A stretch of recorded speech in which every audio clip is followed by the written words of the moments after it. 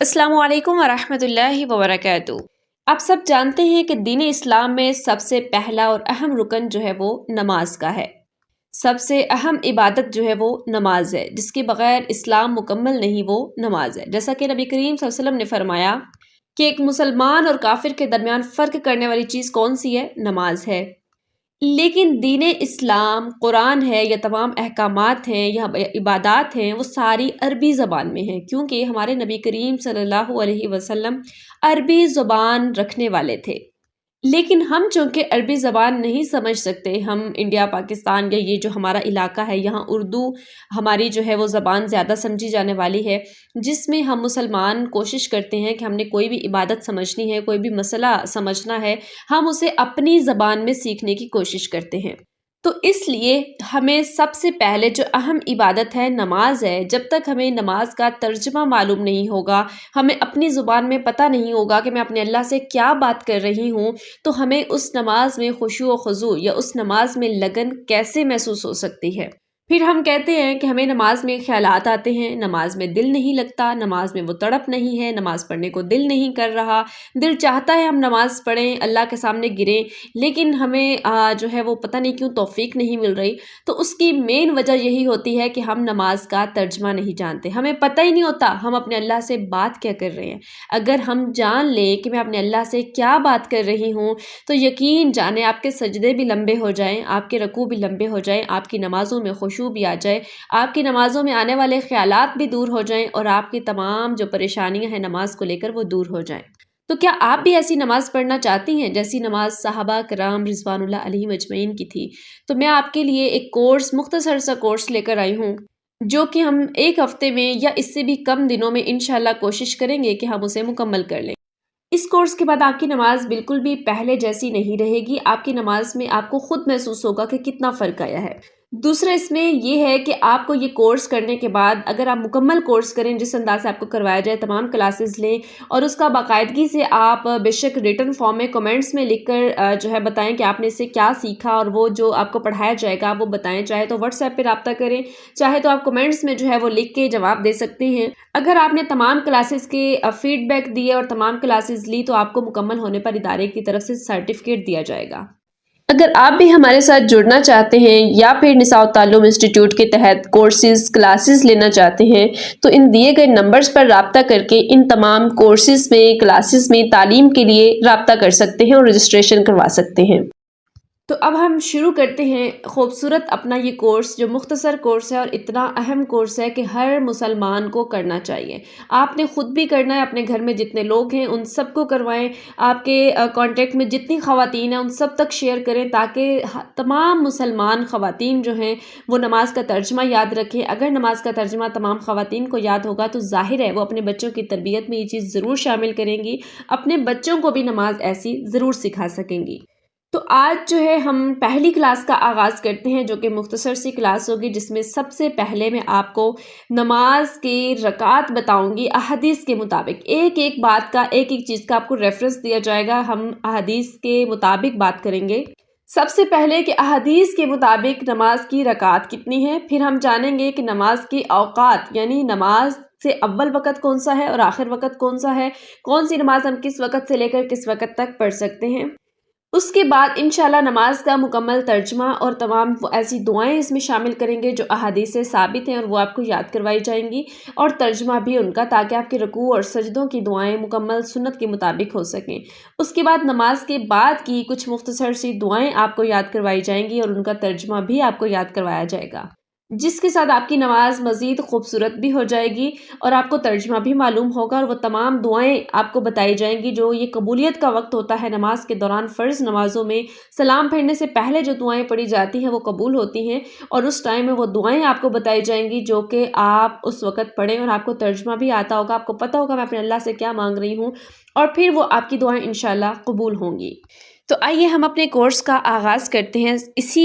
Video میں آپ کو میں پہلی کلاس دے دوں گی، نیکسٹ میں ہم ترجمہ سٹارٹ کریں گے، تاکہ ہم جلد سے جلد اس کو مکمل بھی کر سکیں اور سیکھ بھی سکیں۔ تو جانتے ہیں نماز کی رکعات کتنی ہیں احادیث کی روشنی میں، تاکہ ہم سب سے پہلے اپنی رکعات کو درست کر سکیں۔ صحیح بخاری اور مسلم کی روایت ہے، سیدہ عائشہ رضی اللہ عنہا جو نبی کریم صلی اللہ علیہ وسلم کی زوجہ ہیں، وہ فرماتی ہیں کہ شروع میں نماز 2 رکعت فرض ہوئی تھی، یعنی شروع میں نماز جو ہے اسلام کے شروع میں وہ 2 رکعت تھیں، پھر حضر میں بڑھا دی گئی اور سفر میں وہی رکھی گئی۔ یعنی حضر سے مراد یہ ہے کہ جیسے ہم مقامی طور پر اپنی نمازیں اپنے گھروں میں مسجدوں میں ادا کرتے ہیں،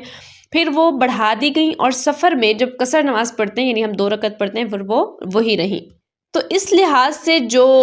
فرض رکعت ہیں، فرض رکعت میں اگر ہم دیکھیں فجر، ظہر، عصر، مغرب اور عشاء میں فجر کی 2 رکعت فرض ہیں احادیث کے مطابق، نیکسٹ آگے آپ کو احادیث بھی دی جائیں گی۔ اسی طرح ظہر کی جو ہیں وہ 4 فرض ہیں، عصر کے 4 فرض ہیں اور مغرب کے 3 فرض ہیں، اسی طرح عشاء کے 4 فرض ہیں۔ اس کے علاوہ فرائض کے علاوہ جو ہم سنت نماز ادا کرتے ہیں، صحیح مسلم کی روایت ہے، نبی کریم صلی اللہ علیہ وسلم نے فرمایا کہ جو شخص دن رات میں 12 رکعتیں پڑھے اس کے لیے جنت میں گھر بنایا جاتا ہے۔ یہ وہ رکعت ہیں جنہیں ہم سنت مؤکدہ کہتے ہیں، جسے ہم اپنی نمازوں کے ساتھ سنت کہہ کر جو ہے وہ پڑھتے ہیں۔ تو وہ کتنی ہمیں احادیث میں ملتی ہیں؟ پہلے جو میں نے آپ کو بتایا وہ فرض تھے، فجر کی 2 سنت، یعنی اس کے ساتھ پھر ہم 2 فرض ملائیں گے۔ اسی طرح ظہر کی پہلے 4 سنت، پھر اس کے بعد فرضوں کے بعد 2 سنت، یعنی ظہر کی رکعت بنتی ہیں 4 پہلے سنت، پھر 4 فرض اور پھر 2 سنت۔ اسی طرح مغرب کی 2 سنت، یعنی مغرب کے ہم نے پہلے 3 فرض پڑھ لیے، اس کے بعد ہم نے 2 رکعت سنت ادا کرنی ہے۔ عشاء کے پہلے جو 4 فرض ہم نے پڑھے اس کے بعد 2 سنت ایڈ کرنی ہے، اور پھر عشاء میں ایک اور اضافہ ہے وتر کی نماز کا۔ وتر کے بارے میں نبی کریم صلی اللہ علیہ وسلم نے فرمایا کہ وتر حق ہے، جو چاہے تو 1 پڑھے، کوئی چاہے تو 3 پڑھے، کوئی چاہے تو 5 پڑھ سکتا ہے۔ یعنی وتر جو ہے یہ طاق عدد میں ہوتے ہیں، 1، 3، 5، 7 یا 9 تک بھی احادیث میں ثابت ہیں کہ پڑھے جا سکتے ہیں۔ اس میں باقی نفلی نماز ہوتی ہے، ایک جو ہوتا ہے وہ وتر ہوتا ہے۔ تو اس طرح آپ نے عشاء کی نماز میں ساتھ اپنی مرضی سے جتنے آپ پڑھنا چاہیں وہ 1، 3، 5، 7 تک جو ہے آپ نے وتر ادا کرنے ہیں، یعنی 4 فرض،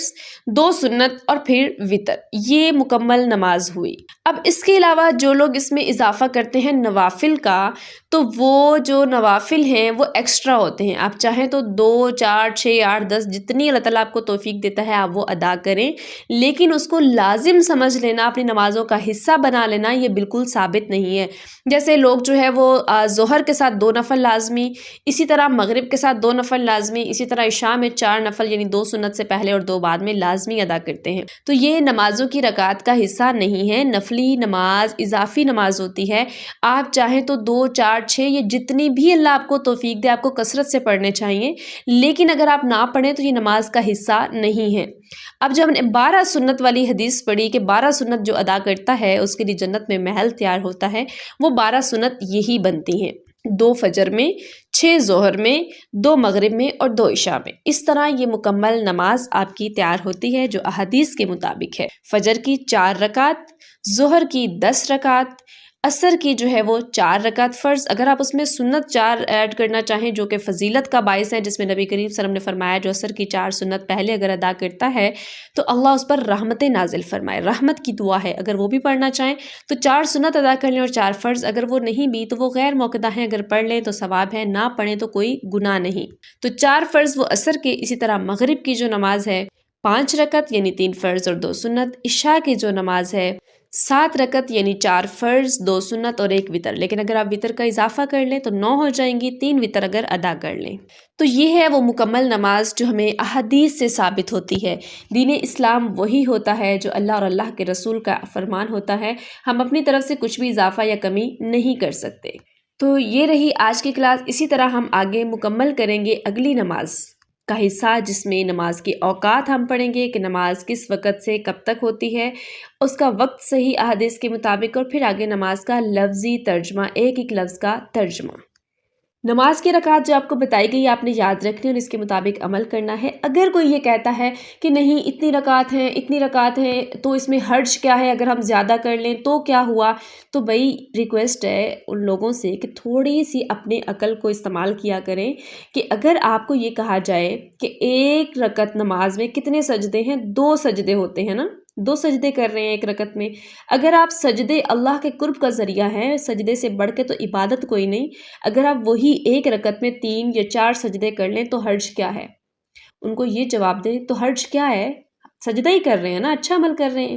بھئی وہ خود ہی جواب دیں گے کہ حرج یہ ہے کہ اللہ کے رسول صلی اللہ علیہ وسلم نے فرمایا کہ ایک رکعت میں 2 ہی سجدے کرنے ہیں، ایک رکعت میں ایک ہی رکوع کرنا ہے، ہم زیادہ یا کم نہیں کر سکتے۔ تو باقی دین کا بھی یہی معاملہ ہے نا کہ ہم اپنی طرف سے کوئی نیکی ایکسٹرا نہیں کر سکتے، نیکی وہی ہے، دین وہی ہے جو اللہ اور اللہ کے رسول صلی اللہ علیہ وسلم نے ہمیں بتا دیا۔ تو اللہ تعالیٰ ہمیں صحیح سنت کے مطابق عمل کرنے کی توفیق عطا فرمائے، صحیح سچا اور آسان دین سمجھنے کی توفیق عطا فرمائے۔ نیکسٹ کورس کی کلاسز ضرور لیجیے گا، دوسروں سے شیئر کیجیے گا تاکہ یہ کورس ہم خوبصورت انداز میں مکمل کر سکیں۔